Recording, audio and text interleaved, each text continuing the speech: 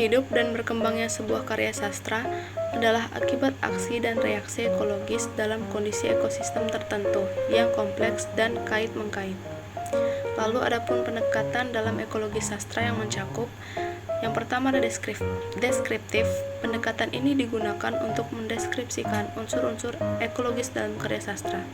Contohnya, menjelaskan fenomena hubungan antara makhluk hidup dengan lingkungan. Yang kedua ada fungsional. Pendekatan ini digunakan untuk menganalisis secara unsur-unsur ekologi dalam karya sastra.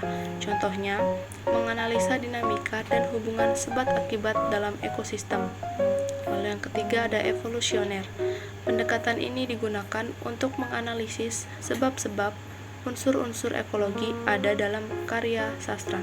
Contohnya, menjelaskan organisme dan hubungan timbal baliknya sebagai produk sejarah evolusi. Lalu ada implikasi ekologis dalam sastra. Ada yang pertama yaitu nilai ekologis, yaitu di mana sastra mentransmisikan nilai-nilai tertentu ke dalam sastra yang berkontribusi terhadap pemikiran ekologis. Krisis ekologis ini adalah pertanyaan yang tidak dapat diabaikan dalam studi sastra. Lalu ada adaptasi kultural. Ekologi sastra menekankan pentingnya eksploitasi kultural manusia terhadap lingkungan alam dan penyesuaian kehidupan manusia terhadap kondisi-kondisi suatu lingkungan. Kajian ekologi sastra akan mencermati proses adaptasi kultural sastra terhadap lingkungan alam dan atau sebaliknya. Adapun yang terakhir ialah kajian ekologi sastra dalam novel Bapangku Bapungku. Penelitian ekologi sastra dapat mengangkat kasus sastra dengan teori ekologi sastra adalah suatu metode penelitian yang mempelajari ilmu-ilmu atau hubungan timbal balik antara sastra dengan lingkungan. Definisi ekologi sastra. Ekologi sastra ialah ilmu yang mempelajari hubungan timbal balik antara sastra dan lingkungan.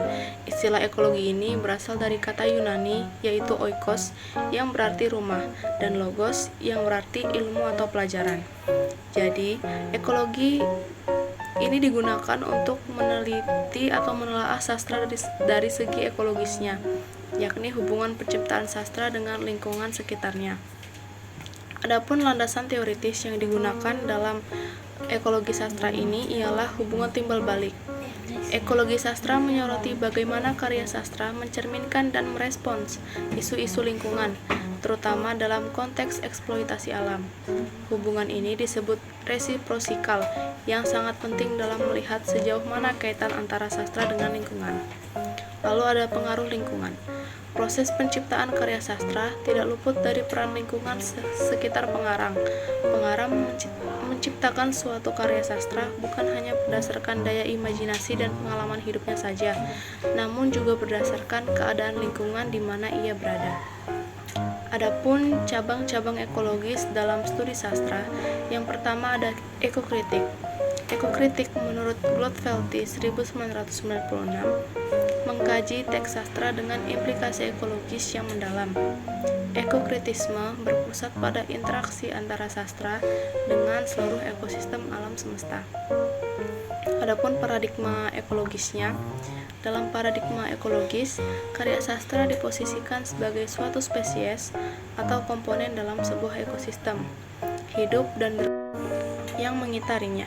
Contohnya, novel Bapangku Bapungku karya Pugu Hardian yang memilih tema lingkungan hidup dan hubungan timbal balik antara sastra dengan lingkungan.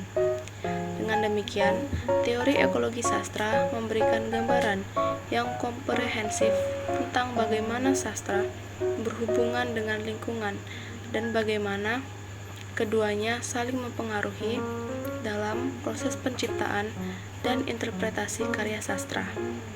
Cabang-cabang ekologis dalam studi sastra yaitu ekokritik yang tadi, lalu ada paradigma ekologis,